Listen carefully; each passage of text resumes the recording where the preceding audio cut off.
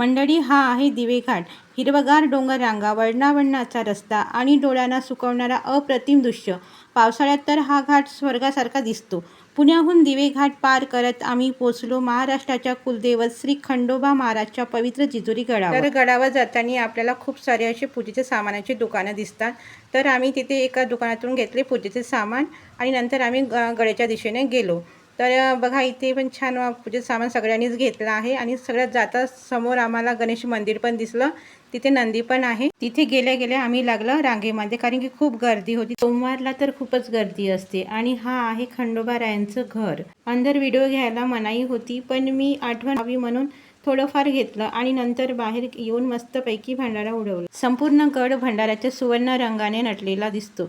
इथली भक्ती, ऊर्जा आणि वातावरण शब्द सांगता येणार नाही.